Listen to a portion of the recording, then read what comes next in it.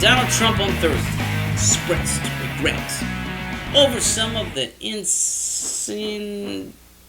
incendiary remarks he has made during the presidential campaign, vowing in North Carolina to offer the American people a new future of honesty, justice, and opportunity. Sometimes in the heat of debate and speaking on a multitude of issues, you don't choose the right words or you say the wrong thing. Trump told a cheering crowd of Charlotte Convention Center, and believe it or not, I regret it. I do regret it, particularly where it may have caused personal pain. Trump said too much is at stake for us to be consumed with these issues.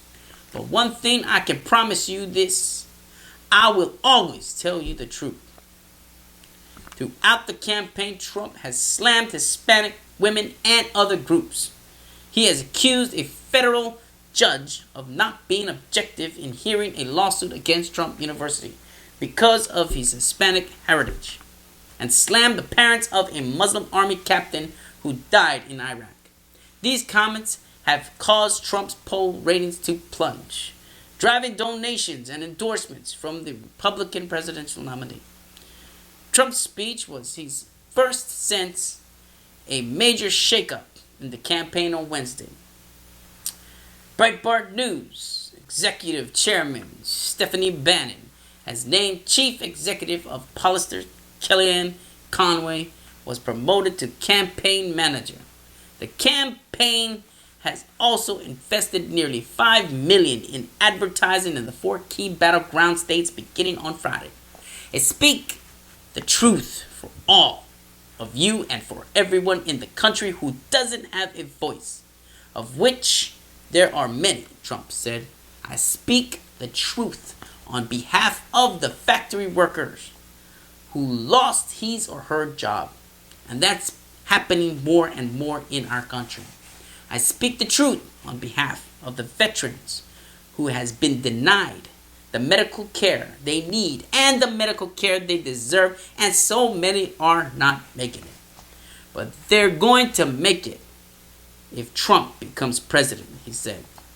Trump embraced inclusiveness and diversity, rejecting bigotry in his speech, declaring that our campaign is about representing the great majority of Americans, Republicans, Democrats, Independents, conservatives, and liberals who read the newspaper or turn on the television and don't hear anyone speaking for them.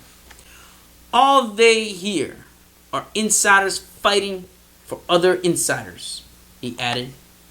These are the forgotten men and women in our society, and they are angry at so much and on so many levels. In his pledge to never tell you something I do not believe, Trump challenged the Democrat Hillary Clinton to come clean with voters. While sometimes I can be too honest, Hillary Clinton is the exact opposite, he said. She never tells the truth. One lie after another, and getting worse with each passing day.